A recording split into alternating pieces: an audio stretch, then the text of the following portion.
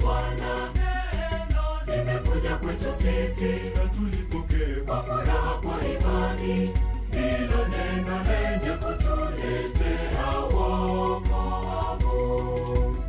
Karibu mpendwa msikilizaji na mfuatiliaji wa St. Gaspar Media katika kipindi cha tafakari ya Injili ya siku. Leo ni Ijumaa baada ya Jumapili ya pili baada ya Pentekoste, yaani sherehe ya moyo mtakatifu wa Yesu, mwaka A wa kanisa. Masomo ya leo, somo la kwanza linatoka katika kitabu cha Kumbukumbu la Torati sura ya 7 aya ya 6 hadi ya 11.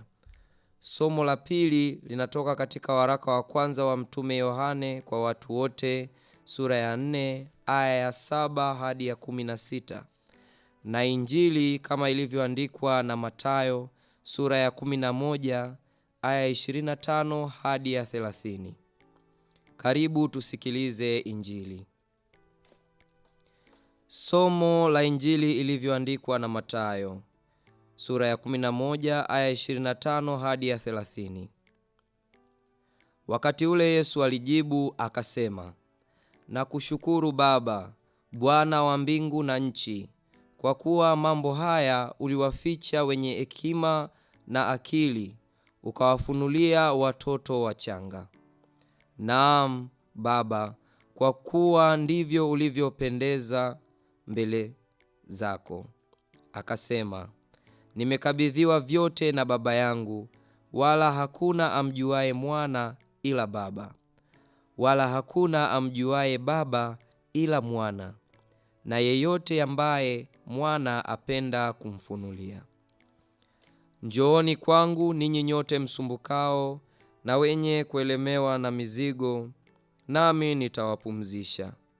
Jitieni nira yangu, mjifunze kwangu, kwa kuwa mimi ni mpole na mnyenyekevu wa moyo, nanyi mtapata raha nafsini mwenu, kwa maana nira yangu ni laini na mzigo wangu ni mwepesi. Neno la Bwana. Sifa kwako Kristo. Njooni kwangu ninyi nyote msumbukao na wenye kuelemewa na mizigo, nami nitawapumzisha.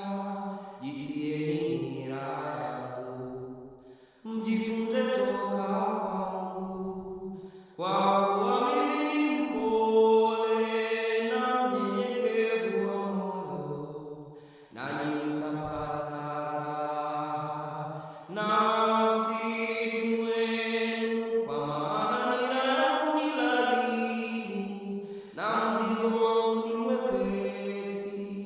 Jitieni nira yangu, mjifunze toka kwangu, kwa kuwa mimi ni mpole na mnyenyekevu wa moyo, nanyi mtapata raha nafsini mwenu, kwa maana nira yangu ni laini na mzigo wangu ni mwepesi.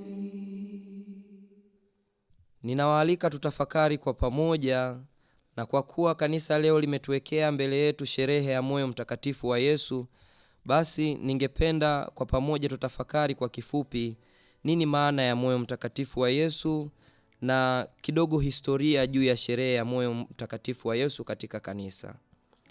Nitaanza kwa kunukuu maneno ambayo Yesu alimwambia mtakatifu mmojawapo. Tutamjua mbeleni tunavyoendelea kusikilizana.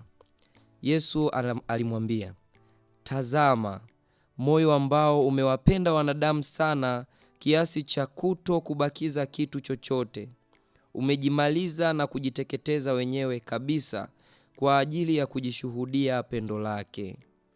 Na badala yake, kwa malipo, ninapokea zaidi kukosekana kwa shukrani, sababu ya kukosa kwao heshima na kufuru zao, pia ubaridi na madharau walionayo juu yangu katika sakramenti hii ya upendo. Mwisho wa kunukuu. Basi ndugu zangu, sherehe ya moyo mtakatifu wa Yesu inauenzi moyo mtakatifu wa Yesu. Ni sherehe ambayo siku yake ya kusherekewa huhama kutegemeana na Kwaresma, Pasaka, Pentekoste, Utatu Mtakatifu na mwili na damu zitakapoangukia. Hivyo haina tarehe maalum kama ilivyo Krismasi inayoangukia tarehe 25 Desemba au sherehe ya Bikira Maria mama wa Mungu tarehe 1 Januari. Na kwa hivyo ndio maana mwanzoni tumesema kwamba hii ni Ijumaa baada ya Jumapili ya pili baada ya Pentekoste. Basi kila mara kanisa husherekea siku kama hiyo, Ijumaa kama hiyo inasherekewa sherehe ya moyo mtakatifu wa Yesu. Kanisa Katoliki linafundisha yafuatayo juu ya moyo mtakatifu wa Yesu, kwamba moyo mtakatifu ni ishara ya upendo wa Bwana wetu Yesu Kristo anaompa Baba na wanadamu wote kwa wakati wote. Hii inapatikana Katekisimu ya Kanisa Katoliki 478. Hivyo cha kwanza ni upendo wa kimungu wa Mungu Mwana kwa Mungu Baba. Lakini cha pili ni upendo wa kibinadamu wa Yesu kwa wanadamu wote. Na tatu ni upendo wa agape, yaani wa sadaka pale msalabani na katika Ekaristi Takatifu. Pia kanisa linafundisha kuwa tunautazama kweli moyo halisi wa kibinadamu, kwa kuwa Kristo ni binadamu kweli na Mungu kweli, na hivyo moyo wake wa kibinadamu uliunganishwa kipekee sana na pendo la kimungu katika umungu wake yeye Kristo. Moyo huu halisi sasa unasimama kama alama ya Kristo mwenyewe na pendo lake. Moyo mtakatifu wa Yesu, kwa kutazama maneno na matendo ya Yesu kutoka kwenye Injili, unatufundisha sisi fadhila zifuatazo: unyenyekevu, utii, huruma, saburi. Tumesikia wote hata katika somo la Injili tulilolisoma, kwa kuwa mimi ni mpole na mnyenyekevu wa moyo. Kwa hivyo tukisoma sehemu mbalimbali katika maandiko matakatifu, tunaweza kujifunza fadhila hizo kutokana na matendo yake mwenyewe, na moyo mtakatifu unatufundisha fadhila hizo: unyenyekevu, utii, huruma na saburi. Heshima na ibada kwa moyo mtakatifu wa Yesu vinaonekana mapema tangu karne za 11 na 12, na ni kwa vile tu hakuna maandiko au kumbukumbu zozote zinaweza kuashiria ibada ya namna hiyo kabla ya karne hizo ya 11 na ya 12. Bali karne hizi za 11 na 12 tuna kumbukumbu zinazoweza kuashiria kwamba ibada au heshima kwa moyo mtakatifu wa Yesu, ambayo inachupukia moja kwa moja kutoka ibada na heshima kwa madonda matakatifu, lakini hasa kuchomwa ubavuni kwa mkuki. Hata wimbo wa zamani zaidi kwa moyo mtakatifu unaaminika kuandikwa na Nobertin Hermann Joseph aliyekufa mwaka 1241 huko Ujerumani. Ibada hii inaonekana kuendelea katika mashirika tofauti ya kitawa kama Wafransiskani na Wadominikani. Mfransiskani Mtakatifu Bonaventure kwenye kitabu chake Vitis Mystica, yani mzabibu wa maajabu, mystical vine, anauliza, ni nani aliyeko yeyote ambaye hata upenda moyo huu wenye madonda? Nani ambaye hata mpenda mno pia huyu ambaye anaendelea kutupenda upeo? Wapo wengine zaidi wanaoonyesha kuwepo na heshima kwa moyo mtakatifu na ibada za binafsi kama Mtakatifu Getruda na Mektilda, ambaye pia huyu Mektilda alitokewa na Bwana wetu Yesu Kristo. Muhimu zaidi ni kati ya mwaka 1673 na 1675, mtawa Margaret Mary Alacoque alitokewa mara kadha wa kadha na Bwana wetu Yesu Kristo, na katika maono mbalimbali katika konventi yao huko Ufaransa. Hata yale maneno ambayo nilikwambia tumeanza nayo, Bwana wetu Yesu Kristo alimwambia mtakatifu mmoja, basi nilikuwa nikimaanisha mtawa huyu Margaret Mary Alacoque. Kristo alimfunulia moyo wake kama ishara ya upendo usio na mipaka kwa wanadamu, na kumsisitiza kuwa wanadamu wanapaswa kurejea upendo wake huo kupitia ibada na sala. Mwaka 1675 Bwana wetu Yesu Kristo alimwambia Mtakatifu Margaret Mary Alacoque kwamba anataka sherehe ya moyo mtakatifu iadhimishwe Ijumaa ya kwanza baada ya siku 8 za sherehe ya mwili na damu ya Bwana wetu Yesu Kristo, ambayo huadhimishwa Alhamisi baada ya sherehe ya Utatu Mtakatifu. Kwa hiyo hii siku ambayo kanisa imeweka basi ndiyo Ijumaa sahihi, ambayo kutokana na maelekezo ya Bwana wetu Yesu Kristo aliyompa Mtakatifu Margaret Mary. Mwaka 1856 ilifanywa kuwa sherehe kwa kanisa lote ulimwenguni, na huyu ni Papa Pius wa 9.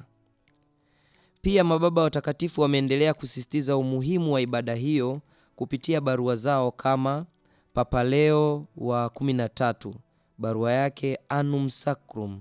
Maana ya Annum Sacrum ni mwaka mtakatifu ambao uliwekwa chini ya ulinzi wa moyo mtakatifu.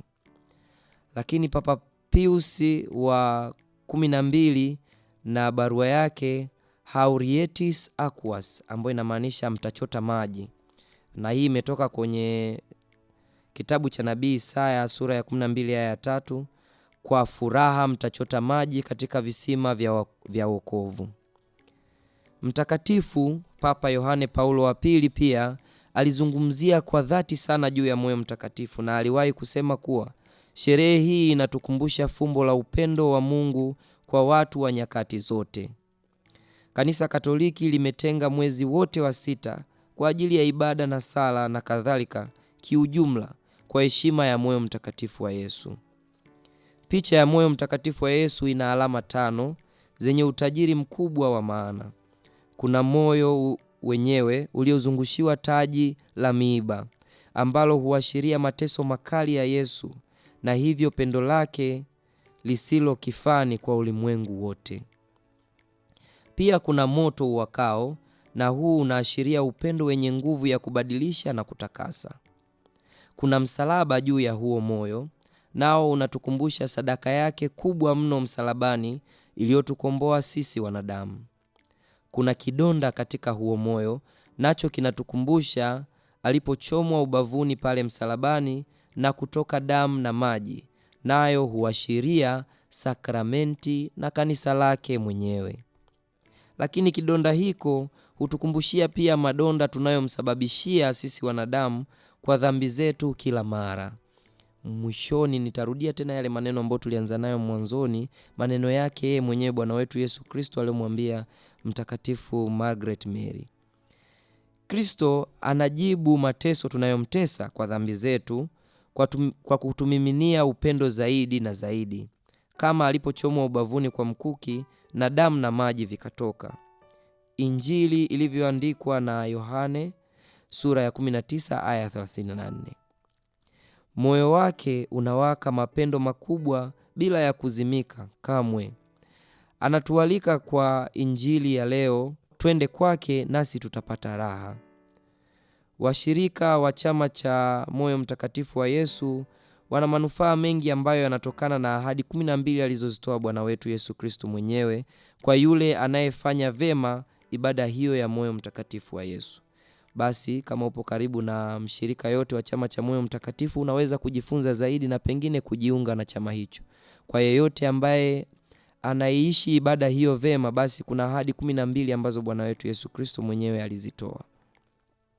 Siku ya leo tuwaombee mashirika yote yenye kutumia jina hili, vyama vya kitume kote ulimwenguni kwa linalotumia jina hili, taasisi zote kama parokia, mashule, hospitali na kadhalika zinazotumia jina hili, na tuombee ulimwengu mzima ujifunze kupenda kama Kristo alivyotupenda.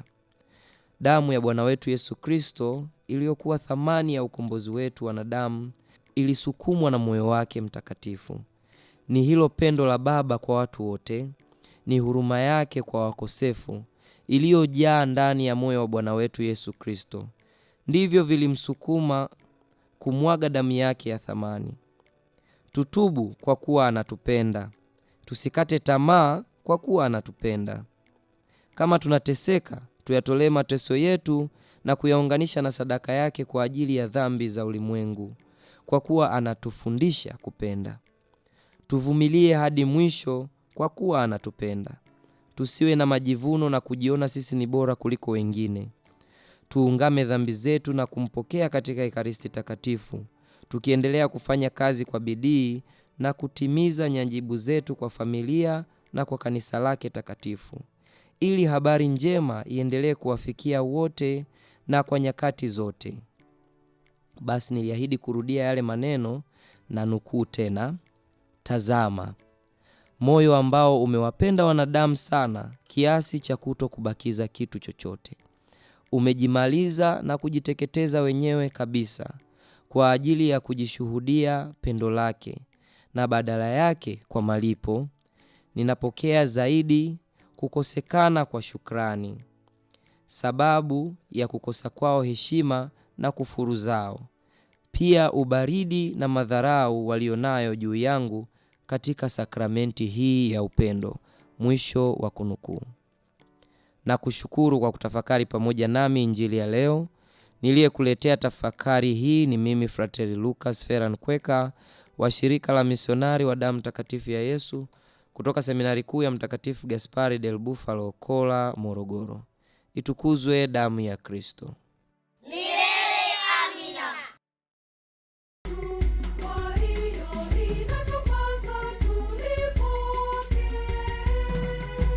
Neno la Bwana limekuja kwetu sisi, na tulipokee kwa furaha kwa imani. Ndilo neno lenye kutuletea wokovu. Neno la Bwana limekuja kwetu sisi, na tulipokee kwa furaha kwa imani.